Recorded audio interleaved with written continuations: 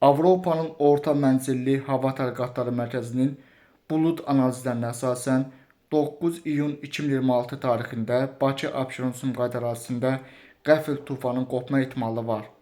Xüsusilə də topa yağış buludlarının intensiv inkişafı və lokal supersil buludlarının da aktiv inkişafı baş verə bilər ki, bu proses real zaman ərzində baş verərsə, Dağlıq Şirvan ərazisində formalaşan sistemin tədricən Sumqayıtdan Bakı ərazisinə və Bakının ətraf qəsəbələrinə doğru yayılması gözlənilir.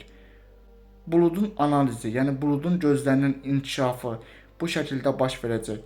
Topa yağış buludlarının kifayət qədər güclü inkişafı nəticəsində topa yağış buludlarının daxilindəki temperaturun -30-31 dərəcəyə qədər azalması gözlənilir ki, bu da dolunun yağması üçün münbit sinoptik şəraitə səbəb ola bilər.